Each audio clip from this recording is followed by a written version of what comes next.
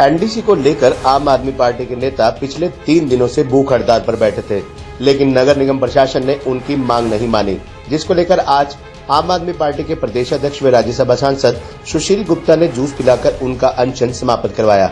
सुशील गुप्ता ने कहा कि ये गूंगी बहरी सरकार है, इन पर किए भी किसी भी चीज का कोई असर नहीं होगा, इसलिए वे आज इनका अनशन समाप्त करवाने आए हैं। उन्होंने कहा कि सरकार में किस तरह से यौन शोषण के मामले में संदीप सिंह को बचा कर रखा गया है और किस तरह महिला पहलवानों के मामले में बृजभूषण को भी नहीं हटाया गया। आपको बता दें कि अम्बाला में एनडीसी को लेकर आपके नेता कई दिनों से नगर निगम अम्बाला शहर में भूख हड़ताल पर बैठे थे, लेकिन 3 दिन बीत जाने के बावजूद भी सरकार की ओर से कोई भी इनसे बातचीत करने नहीं आया। इसी को लेकर आज राज्यसभा सांसद व प्रदेश अध्यक्ष सुशील गुप्ता व आम आदमी पार्टी नेता निर्मल सिंह पहुंचे और अनशन पर बैठे हुए नेताओं को समझाया और जूस पिलाकर उनका अनशन समाप्त किया। सुशील गुप्ता ने हरियाणा सरकार पर आरोप लगाते हुए कहा कि एनडीसी की यहां पर कोई जरूरत नहीं थी, लेकिन भ्रष्टाचार के चलते सरकार ने एक कंपनी को सभी ठेके दिए हुए हैं, जबकि यहां पर प्रॉपर्टी एनडीसी की कोई जरूरत नहीं है। उन्होंने कहा कि ये गूंगी बहरी सरकार है, इनके सामने कोई भी अपनी जान दे दे, लेकिन इस पर कोई असर नहीं होता, क्योंकि उन्होंने देखा है कि किस तरह से एक महिला कोच के लिए मंत्री संदीप सिंह को बरकरार रखे हुए हैं और किस तरह से महिला पहलवान के मामले में बृजभूषण को रखे हुए हैं। वहीं 18 तारीख को होने वाली भाजपा की रैली, जिसमें केंद्रीय मंत्री अमित शाह ने बतौर मुख्य अतिथि शिरकत करनी है, लेकिन उससे पहले ही कई पंचों व सरपंचों को नोटिस दिया जा रहा है। इस पर सुशील गुप्ता ने कहा कि इससे पहले भी इनकी रैली जो गोहाना में रखी गई थी वो भी फ्लॉप हो गई थी, इसलिए अब सिरसा में रखी गई है।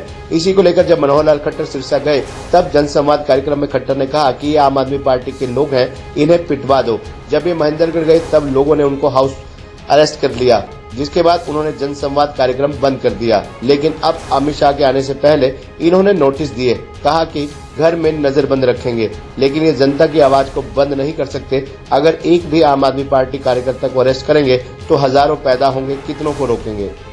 अम्बाला में प्रॉपर्टी आईडी के नाम पे, एनडीसी के नाम पे जो भ्रष्टाचार फैला हुआ है, वैसे तो पूरे हरियाणा में भ्रष्टाचार फैला हुआ है। हमारे वरिष्ठ साथी विनोद द्विमान जी इसके लिए अनशन पे बैठे हुए हैं। इनके साथ में हमारे चौधरी निर्मल सिंह जी आम आदमी पार्टी के राष्ट्रीय सह सचिव हैं और पूरे सारे हमारे बाकी साथी हैं जो अनशन पे बैठे हुए हैं इस भ्रष्टाचारी सरकार के खिलाफ। पूरे शहर, जो सैकड़ों वर्ष पुराना शहर है, शहर की एक बाउंड्री लाइन होती है, उस बाउंड्री लाइन के अंदर कभी एनओसी नहीं मांगी जाती। इन्होंने मेयर की और विधायक की जो लड़ाई है या माल का बंटवारा है, उस माल के बंटवारे को लेके ये अम्बाला की जनता को दुखी करके रखा हुआ है। अम्बाला एक आईसी नाम की कंपनी को प्रॉपर्टी आईडी सर्वे करने के लिए सारे हरियाणा का ठेका दिया गया। उसके खिलाफ पूरे हरियाणा में आवाज़ उठ रही है, परंतु क्या खट्टर साहब का उसमें साझा है या सरकार के कौन से मंत्री का साझा है? उस सारा हरियाणा परेशान कर दिया, परंतु उस कंपनी के खिलाफ आज तक इन्होंने कोई एक्शन नहीं लिया। उसी का शिकार अम्बाला भी हो रहा है। प्रॉपर्टी आइडियाँ गलत बना दी और अम्बाला में एक नई कहानी शुरू कर दी। जो पुराना शहर था अब उसकी भी कह दिया भाई लिमिट खत्म, इसकी भी एनओसी चाहिए, रोड सर्टिफिकेट क्यों चाहिए? मैं कह रहा हूँ कि कौन से कानून के तहत चाहिए? सिर्फ और सिर्फ भ्रष्टाचार पैदा करने के लिए ये एनडीसी यहाँ पे लगाई गई है। इस एनडीसी की यहाँ पे कोई ज़रूरत नहीं थी। हमारे दीवान साहब इसके खिलाफ अनशन पर बैठे हुए हैं, परंतु मैं इनसे निवेदन करने के लिए आऊँ, ये गूंगी बहरी सरकार है, इसके सामने कोई अपनी जान भी दे दे तो ये परवाह नहीं करते, क्योंकि इन्होंने देखा है कि किस तरीके से एक महिला कोच के लिए संदीप सिंह को बरकरार रखे हुए हैं, किस प्रकार से देश की सर्वश्रेष्ठ खिलाड़ियाँ जंतर मंतर पर बैठी, परंतु बृजभूषण शरण के खिलाफ इन्होंने आज तक कोई एक्शन नहीं लिया। मैं इनसे निवेदन करने के लिए पे आऊँ कि ये अनशन को छोड़े, हम संघर्ष को जारी रखेंगे। संघर्ष, इस भ्रष्टाचार के विरुद्ध संघर्ष को जारी रखेंगे। ये जो अम्बाला शहर से जो पुरानी, जब कभी भी यहाँ पे एनडीसी नहीं लगती थी, ये प्रॉपर्टी आईडी बनाने के बाद एनडीसी लगाने की जो बाउंड्री लाइन को भी ख़त्म कर दिया गया। नई नई कॉलोनियों तक तो अलग बात थी, परंतु क्या पुराना शहर, सैकड़ों साल पुराना बसा हुआ शहर में आज नोटिस किस बात का? एक व्यक्ति अपना 100 गज का मकान ले रहा है, 50 गज का मकान है, 200 गज का मकान है, आप कहें सरकार से पहले एनओसी लाओ। क्यों लेके आओ भाई? किस कानून के तहत लेके आओ? क्या हरियाणा सरकार ने विधानसभा में ऐसा कोई एक्ट पास किया है? एक अफसरों की अफसरशाही से ये चीज़ें करनी ठीक नहीं है। इस व्यवस्था को बदलना पड़ेगा।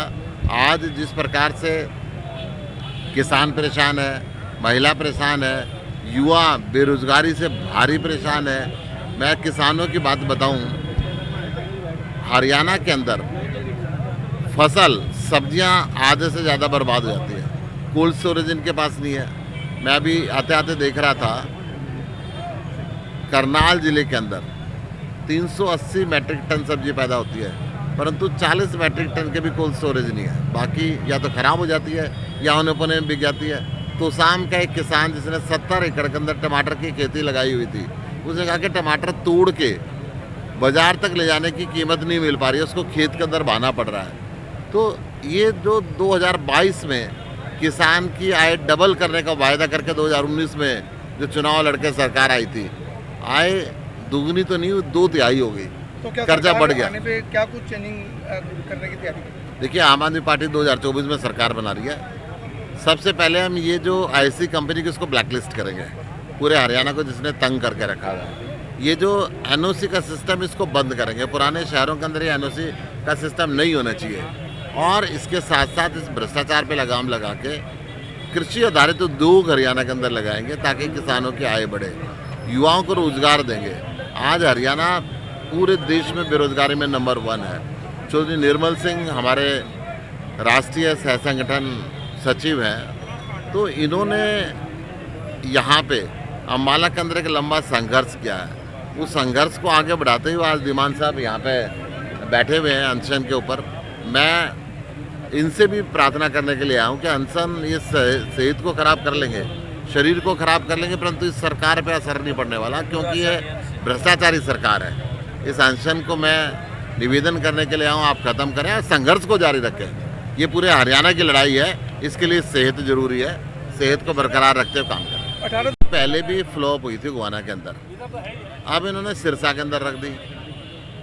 खट्टर सरकार ने 8 साल में काम तो किया नहीं। जब खट्टर साहब सिरसा गए तो लोगों ने क्वेश्चन पूछे, तो उन्होंने कहा ये आम आदमी पार्टी के लोग हैं, इनको पिटवा दो, इनको बंद करा दो। जब ये महेंद्रगढ़ में गए तो लोगों ने इनको हाउस अरेस्ट कर लिया। तब उनके बाद इन्होंने जनसंवाद का कार्यक्रम तो बंद कर दिया, परंतु अब अमित शाह जी आ रहे हैं 18 तारीख को। बहुत निंदनीय बात है कि गांव को, पंचों को, सरपंचों को, किसान नेताओं को और आम आदमी पार्टी के लीडरों को इन्होंने नोटिस देके एफआईआर उनके खिलाफ लिखा दी अपनी एसडीएम की कोर्ट से। न्यायालय के अंदर नहीं भेजा क्योंकि इलीगल काम था। एसडीएम की कोर्ट में उन कैलेंडरों को भेजा गया।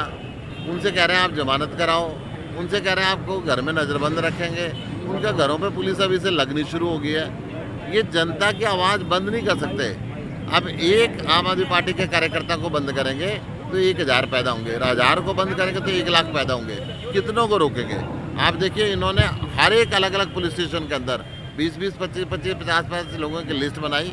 वो लिस्ट एसडीएम के पास भेजी और उनको कहीं ना कहीं रोकने की कोशिश की। ये पाबंदियाँ लोकतंत्र में नहीं चलती। लोकतंत्र में लोग अपने देश के गृह मंत्री से या अपने प्रदेश के मुख्यमंत्री से सवाल पूछने का पूरा हक रखते हैं। सरन जो मोदी जी के मित्र है ना, मोदी जी का कोई मित्र हो, चाहे वो किसानों के ऊपर गाड़ी चढ़ा दे, चाहे वो महिला कोच के साथ यौन अपराध करे या देश की सर्वश्रेष्ठ खिलाड़ियों के साथ यौनाचार करे, उनको ये सरकार कुछ नहीं कहती। ये तो सिर्फ विपक्षियों को बंद करती है।